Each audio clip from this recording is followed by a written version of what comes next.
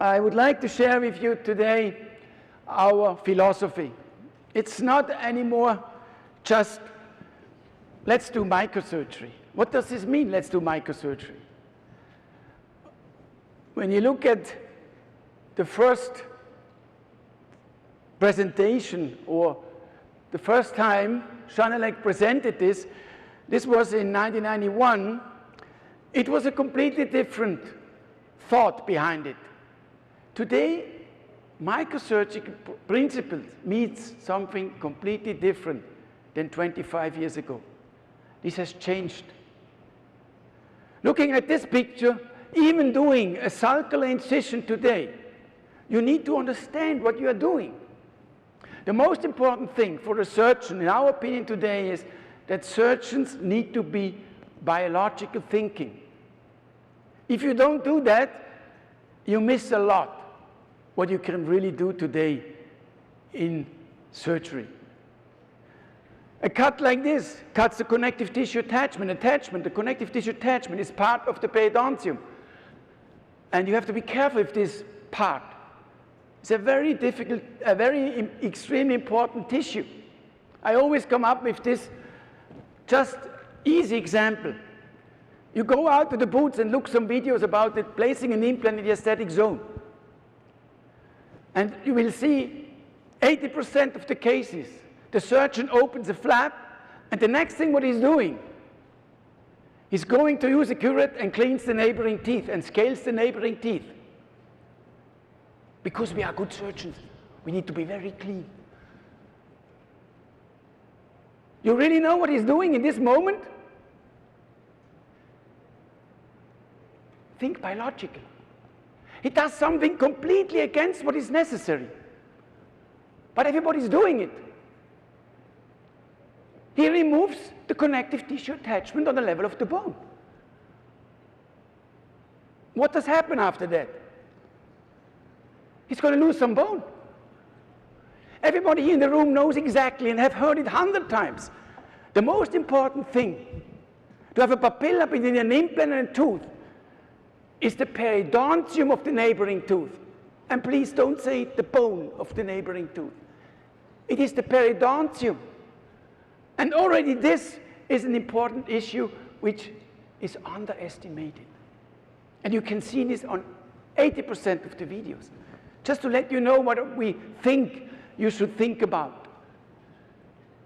This is 25 years ago, what Jean-Alec said. It's using the microscope. That was the main issue. Today, this is not true. I don't use the microscope very often, because time is also an issue. But we need magnification, that's for sure. But in our field, in perio implant, when you have to change your position all the time, it's too time-consuming. This is not good for the healing. And so we have to really define where it makes sense or where it doesn't make sense. But using just the microscope is not the concept, it's not the philosophy we are talking about. It's different small stones in a mosaic, which defines today the microsurgical approach, the minimal invasive approach. It's instruments. This is another project we created 5 years ago. We brought in, maybe some of you know, the Stabilo pen.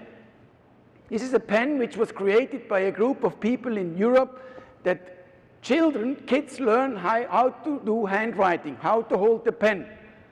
They understand a lot about ergonomics, about tactility. So we went to them, we called them up, come to our office. Watch us how we do surgery. And then we created a project together. We created over 3 years, we developed new instruments which are completely different what is on the market right now. You have much better tactility. You have much better, you can push and pull with those instruments. Once you have them in your hand, you will see it's something different. This is how we start to develop things which fits to our microsurgical approach. Suture material, needle, Now you're going to say, this guy is crazy, he's using 7/0 suture. You know what? What is the biggest advantage to use a 7/0 suture? Ask yourself.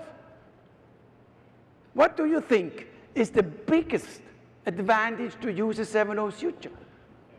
I'm going to tell you that. You can pull. Everybody knows that if you create tension on your flaps, what you have to do when you reconstruct something, whatever you do, implant or perio, you augment, you need to create tissue over your augmented area. You know that you need to create tension-free flaps. If you have a 4/0 suture or 3/0 suture, you can close every flap. You just have to pull. Now you use a 7/0 suture. You want to pull? It's not going to work. You tear the suture. That's the biggest advantage. Last year, my friend Rino Burkhardt wrote a paper about this, showing clearly the more tension you have, the higher the chance to have dehiscencies later on. So looking at this concept, at this approach, at this philosophy, it is magnification, it is illumination, it is instruments, suture material, and flap design, and new thinking in the design of your flaps. That's a whole concept, and this is impossible to share this with you in 1.5 hours. This is 15, 20 years work which we invested in our whole philosophy in the last time. Yes, magnification, this is how we work. In addition, a 4 to 6 time magnification loop and illumination is so helpful. At the beginning, you will be a little bit slower. That's true. After 3 months, you're much faster because you see what you do. It's a different story. That's the first step.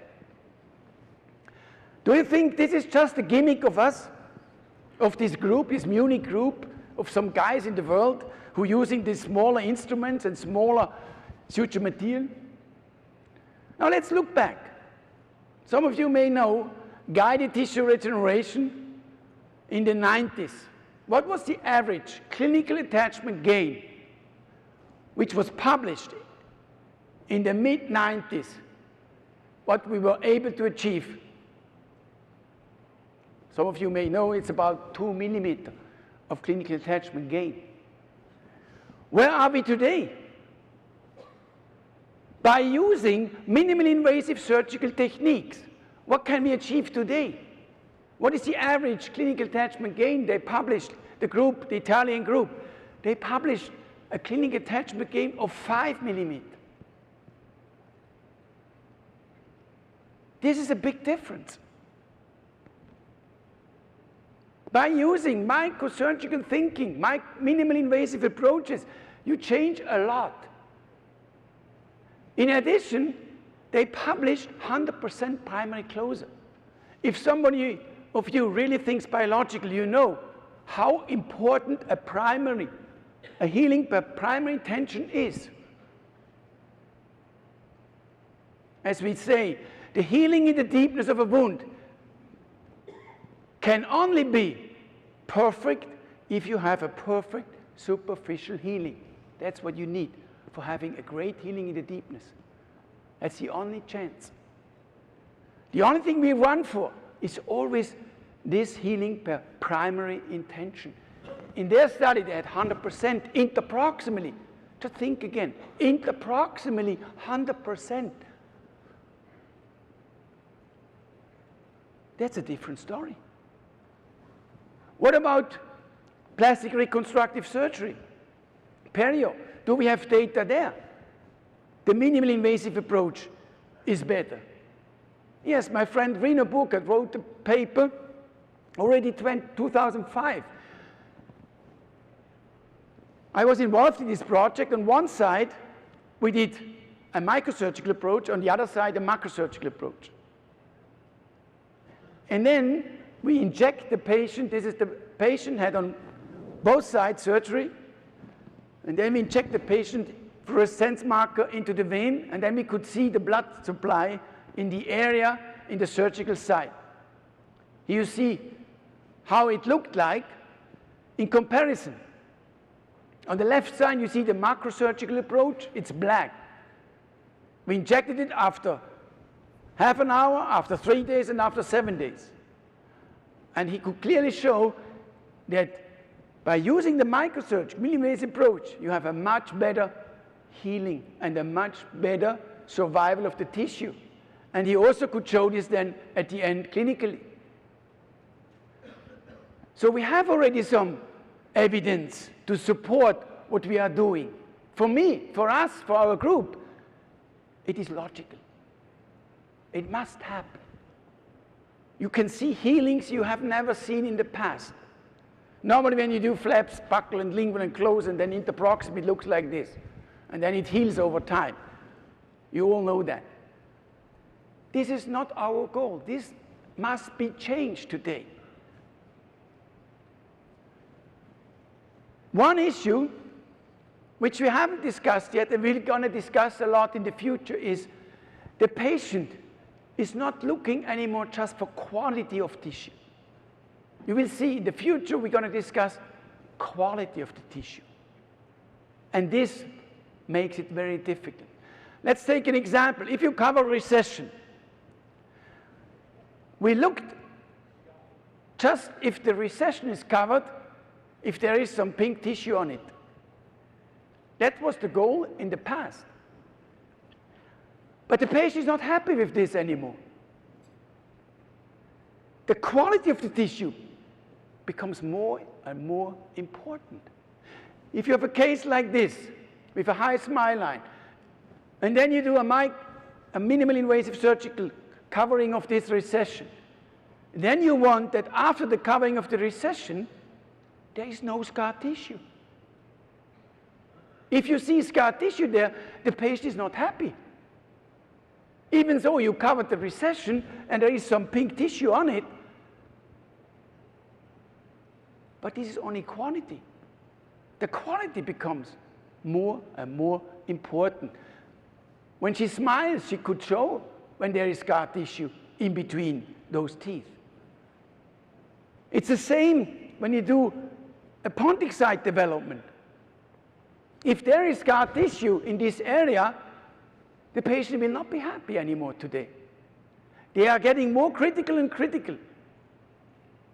And they say, no, you need to end up with scar-free surgical site. That's the new thinking. And then you can create pontics which nobody can see that there is a pontic in it. The patient can smile, and for her it's important that there is no scar tissue in this area. With implants, also with implants, we need scar-free end-up results. The more surgery we do, the more scar tissue we develop as surgeons. You know that. So let's find solution for our patient. When you look back, sometimes 5 surgical procedures for one implant in the aesthetic zone. 5 surgical procedures. Is this the future for our patient? Never.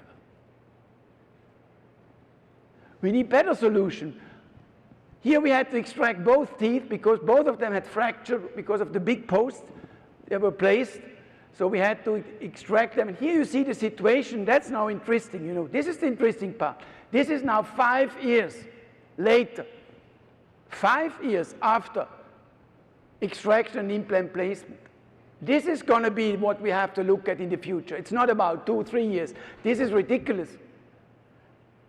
The discussion we need to have is 5 years and 10 years.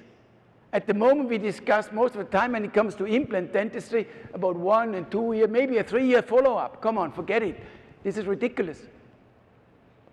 We need 5 years follow-up, at least.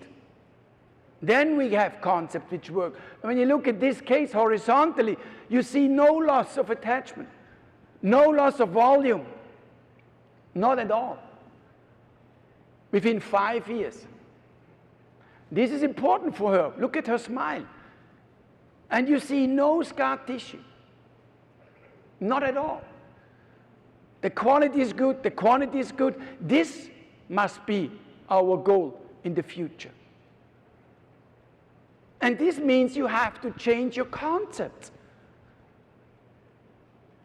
In our new tray, surgical tray, we don't have anymore a macro and a micro needle holder because you don't need this anymore.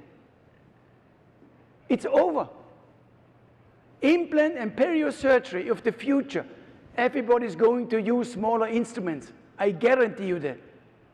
I'm 100% convinced. You don't need a micro and macro forceps. Micro forceps, this is over. If you do perio implant, you use smaller instruments. That's the future. And we are very much convinced about that. So you see, the discussion has changed more and more because the patient wants other things from you, has different expectations. More and more. And we have to find solutions for them. And we cannot find solutions with 4 or 5 surgical procedures. This is very difficult, and at the end, you end up most of the time with too much scar tissue, as you all know. Let's have some wound healing considerations. How can we achieve in 95% wound healing like this? That must be our absolutely major goal. We all know that the wound healing capacity of our patient is different. Sometimes you do a surgery on patient A on Monday morning, and on patient B, exactly the same thing. 1 week later, A look great, B look shit. And then you ask yourself, what did I do wrong? And then maybe you have taken some picture, and then you change and look at the pictures, and you see no difference. Yes, this is a problem. Because our patients have clearly different wound healing capacities.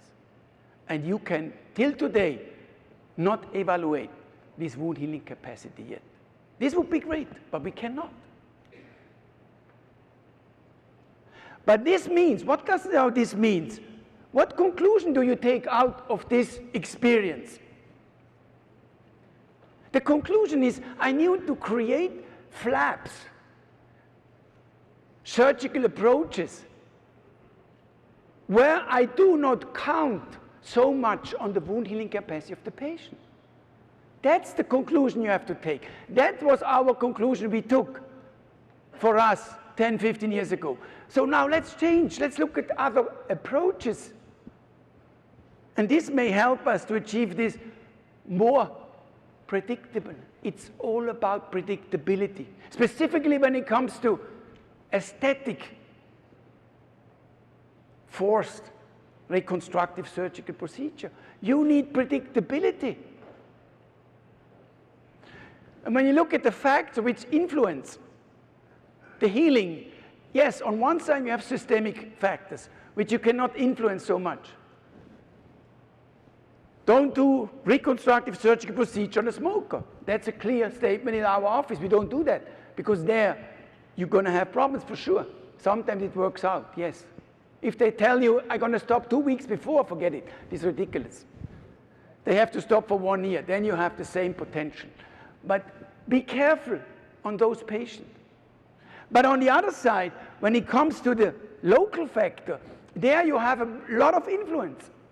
The blood supply of the flap, the wound stability of the flap, what kind of sutures, you know, the interrupted suture, forget it. I almost do never any interrupted suture today. We need different sutures which help us to stabilize the wound. That's important. This has a big influence on your wound healing, as we know from the literature. I can tell you so many details, where to place a vertical releasing incision, how to place a vertical releasing incision. Just doing a vertical releasing incision is a big thinking. You know, I did this also 20 years ago. Oh, okay, I need a vertical leasing incision, let's go up there. Canine up. Never do a vertical leasing incision on a canine. This is a catastrophe. Since 15 years, I never place a vertical releasing incision on a canine. This is the most sensitive area in the mouth. I can tell you, the patient sometimes after 15 years, he comes to you and says, listen, doctor, since you have done the surgery here, up here is different. This is because you placed the vertical leasing incision wrong. So there are many, many small details. This is just a summary, to summarize a little bit and show you how we perform today's surgery. An incision needs to be done in the keratinized tissue perpendicular on the surface. You have to overcut in the corners. You have to always be very perpendicular on the surface. When you can, try to avoid a cut through a papilla. This is a very important new thinking, not only for tunneling technique. This I'm going to share with you. This is, in many, many indications, you can renounce on an incision through a papilla. Then you need stabilization suturing technique. How can you stabilize the flap, the papilla in the right position? The surgeon needs to think, what is the best position of the tissue? A small interrupted suture, how does this need to be done? The bite size needs to be equal. It should not be too tight. There are so many small details you have to learn to understand what we mean about biological thinking surgical procedure. This is just a short summary to show you. Now we come to the major part of my lecture, and these are some thoughts, clinical lines of thoughts we have. When we have to cover recession, for instance. So the goal is not just to have red tissue under recession. It needs to be keratinized. It needs to have a certain thickness. What is the ideal thickness? Too thick is also not good. When it's too thick, it doesn't look nice. What is the ideal thickness? That's what you want to know. That's what you should know. What tissue should I take to thicken the tissue? Then you say, okay, I take some subepithelium connective tissue graft. Then I ask you, yeah, which connective tissue graft you're going to take? Which one? Which area? Which surface? In a higher or in a deeper layer of the tissue? What tissue is better? Did you ever ask yourself about that? The autologous connective tissue graft is so-called the gold standards, my dear friends, for soft tissue augmentation. Honestly, we don't know anything about the gold standard. I'm going to share this with you. But on the other hand, everybody's doing it. How many of you is using soft connective tissue graft to augment a pontic site for a nice pontic development? 80%? 100%? Now I ask you another question, a very interesting question. What is the longest study, evidence we have? How long this tissue is going to be stable? What is the longest study published? What do you think? Just give me a guess. What do you guess? So somebody is courage and says some numbers, some years? 2 years. 2 years? You offer me 2 years. Do I get more or less? Do I get more or less? 3 years? Thank you. I have more. Now I tell you the truth. Even so, everybody of us is doing it, including me. We also do that. The longest study, looking at the stability of the augmented area of soft tissue, is 3.5 months. That's the truth. And you think you do something which is very, very well supported by science. Sorry. No, it's not. What we know, if we cover a recession today, it's clear, It seems to be that the coronal positioning flap, the evidence is clearly for the coronal positioning flap. We have the most evidence, as this systematic review from Donetti showed, to cover recession today with a coronal positioning flap, as you see that here. Cairo showed in the same journal, in the same issue, also systematic review, that it may be slightly better if you add a connective tissue to your coronal positioning flap. Then you create a more stable and a better result. That's what they found out in their systematic review. Now comes the question, which subepithelium connective tissue are you going to use?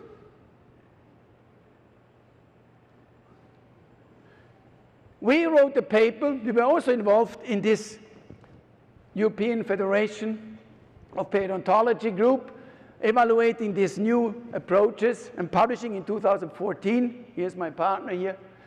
And we wrote in the same journal our thoughts we have today about connective tissue grafts.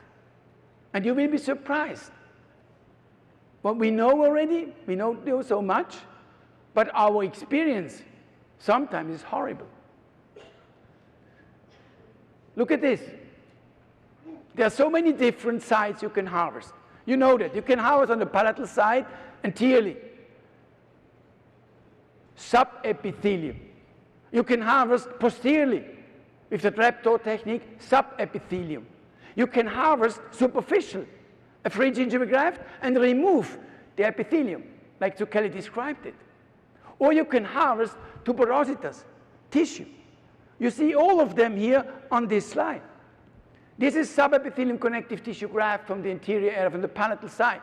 This is posterior subepithelium connective tissue graft. This is the superficial free gingival graft deepithelialized. This is tuberositas. Just looking at them macroscopically right now, you see that there are differences. There are big differences. We evaluate them histologically at the moment. All these tissues very carefully. This is a new project we are working on right now. But I want to share with you problems we encounter. Let's have a look. We do a covering of recession, and we use a free gingival graft deepithelialized, a very superficial connective tissue graft, autogenous connective tissue graft, very superficial, a lot of lamina propria, not much submucosa. This graft is very dense. So what are you going to expect? What's going to happen within 1 week?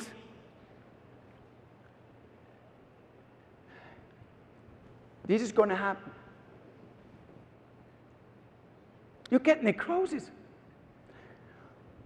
We wanted to leave it exposed. Why did we leave it exposed here? Because here we have only mucosa. If you don't leave this exposed, at the end you have red tissue under recession, but it's not keratinized. So we leave it exposed intentionally to gain more keratinized tissue, but if this tissue is not going to work. There are new studies, very interesting study, wound healing study about, you will be surprised what I tell you now. How does a connective tissue graft integrate into your soft tissue? You know that? It's very interesting. Everybody thinks the same like I thought also like this till 5-6 years ago. There's the plasma circulation from the side. You do inlay grafts and then you get the neoangenesis and the blood vessels grow in there, and from the side we have plasma circulation. That's how we thought, and most of the people still think, that the graft incorporates into the side.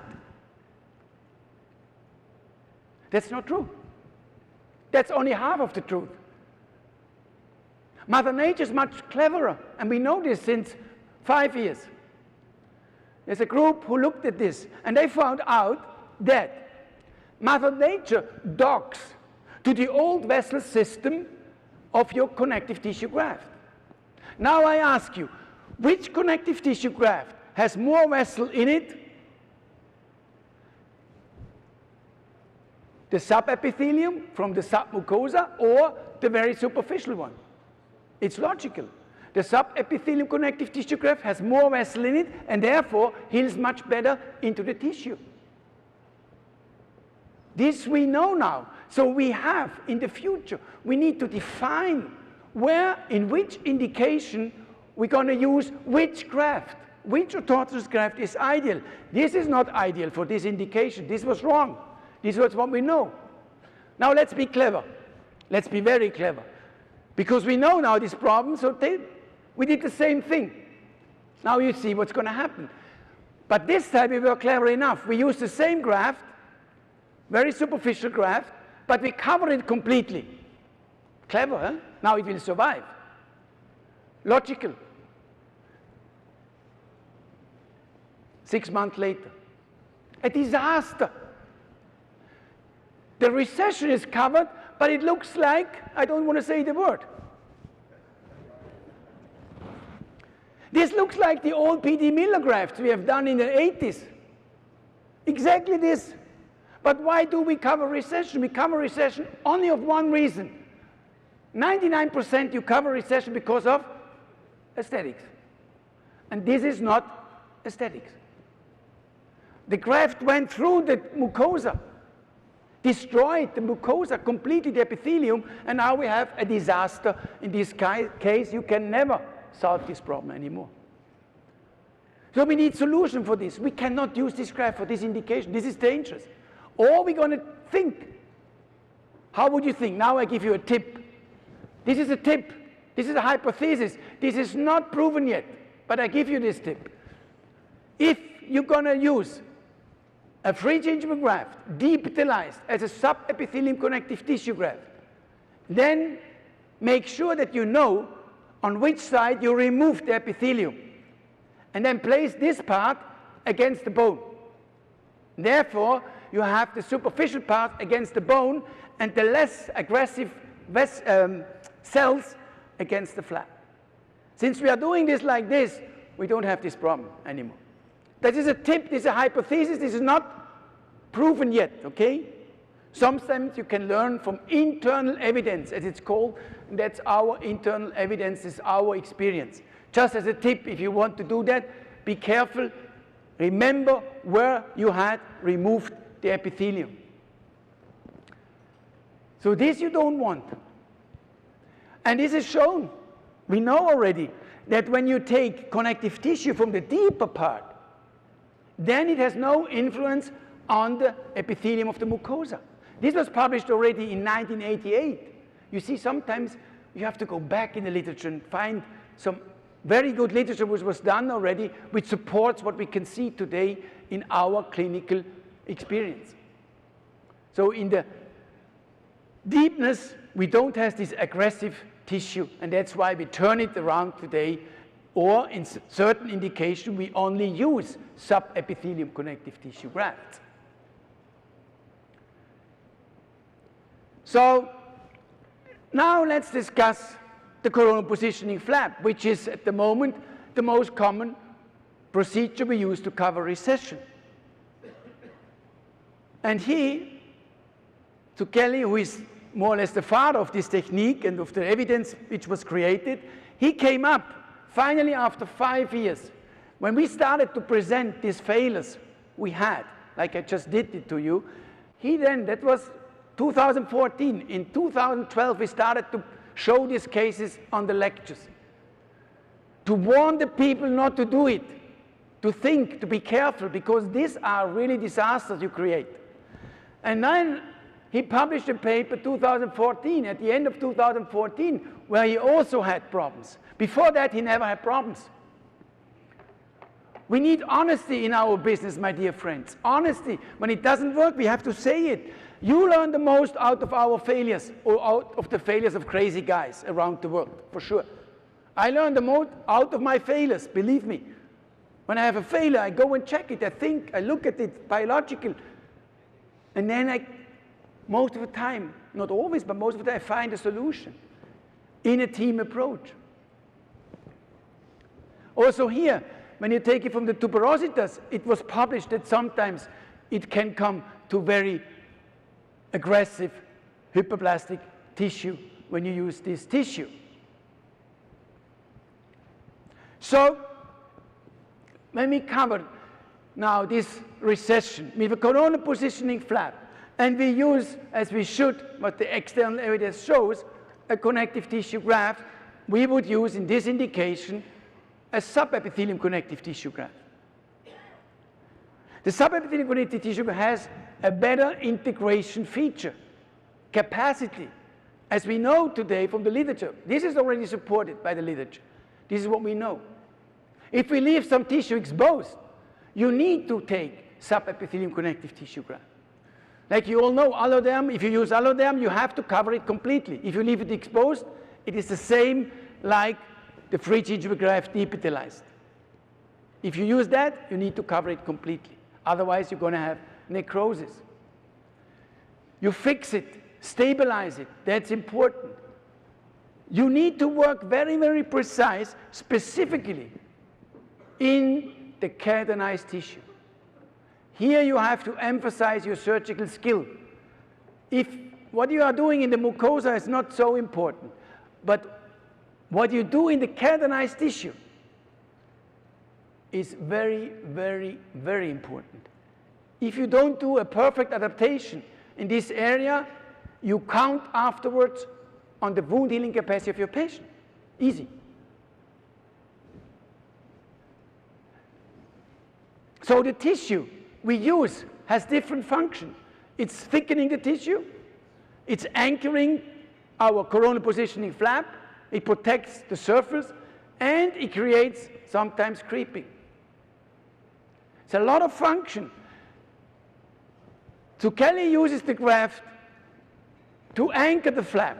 You see, when he places the graft very deep, he wants to avoid that the flap slips down. He wants to anchor the flap coronally with his connective tissue graft. That's why he can use this graft, because it's always covered completely. Our intention is, in addition, we also want to thicken the tissue a little bit. How much I'm going to tell you at the end of the lecture. So it's a different thinking. So we have to find out what is best in each situation. But I want you now to think yourself, when you look at the coronal positioning flap, to cover this recession, the so-called modified coronal positioning flap from Zucchelli avoids vertical releasing incision, which is clever, because a vertical releasing incision does cut through the blood supply. Avoiding it, it's much better. Blood supply needs to be in your hand as a surgeon. But now, when you look, when you have done this surgery and you have closed it, you do everything as it described, full, split. You start with a split, then a full, and then a split. This is how Zucchelli described this really in a detail in his book. And then you suture it up. You depithelize the papilla, and you suture it up. Now I want you to think. This is the suturing technique. Now you look in the papilla area more carefully. What do you do now as a surgeon? You do one thing, 100%. And I guarantee you this, here in this area, in the papilla area, here, you count on the wound healing capacity of your patient. I guarantee you this. The narrower the papilla is, the more difficult it is. Logical. Blood supply. And this is what we found out. We did a lot of these modified coronal positioning flaps. These are the results we got. I'm going to share with you failures. The recession is covered. Look at this here. Look at this here. What is this? This is the scar tissue during the wound healing of my coronal positioning flap. This is not quality of tissue. This is not good. You want to see more? The same. The result in the study is 100% success. In the study, when you measure how much of the percentage of the recession is covered, 100% success. Great case. It's not a great case. The quality is completely missing. You want to see more? I can show you case for case. Case for case. Look at this. This is the major problem you're going to have with a coronal positioning flap, in our opinion, in our hands. Maybe we are not so good surgeons. You know, we have a small fight in Europe. In the south of the Alps, we do coronal positioning. In the north of the Alps, in Europe, we do tunneling. That's more or less what's happening right now. For us, the predictability is important. How predictable can we do our procedures? Therefore, we started to create our tunneling technique, and we create a lot in this field today. Because now, I do not count on the wound healing capacity of the patient in this very delicate area anymore. I can add connective tissue here. I can thicken the tissue in the most coronal part. I create thicker tissue in the coronal part, which gives me, according to our literature, our external evidence, more safety and more stability. We're starting. The first one who published this was Retzke, was a German professor in Frankfurt in 1985, published the envelope technique, and then was Assi. And we started in 2005. We came up with some modification, and we created some flap differences, modification, and we did then, here you see our studies, 2014 was the first time in where now we have created enough external evidence to support this technique. We compared coronal positioning flap with tunneling technique. I'm going to share this data at the end of my lecture today. Now let's have a look. How does a coronal positioning flap looks after 1 week? This is how a coronal positioning flap looks after 1 week. Look at this here. Now you understand what I meant. Very seldom surgeons present you the 1 week follow-up. This is very seldom, because I don't like to show this. It's typical. Because now, what starts now? Now comes the wound healing capacity of your patient. And if it's great, then you end up great. Yeah, that's true. But if it's not so great, you end up with scar tissue in the papilla. How many times? In our hands, too many times. We don't want this. Here I count a lot on the wound healing capacity. You want to see a tunneling technique after 1 week? This is a tunneling technique, covering of the recession, lower anterior area, after 1 week. It looks like you have done nothing after 1 week. That's a big difference. This is what has to push us in the future. This is what we have to think to. So we published how we do this today. Typically, you start with a sulcal incision. You must be careful with the connective tissue attachment. You need to use a microblade. You need to use a blade who is rounded and small. Specifically, here it's not so difficult in the upper, but in the lower anterior area, without this blade, you cannot do it. Forget it. No chance. You need this kind of blades. Otherwise, you cannot do this procedure. Then you start in the papilla area.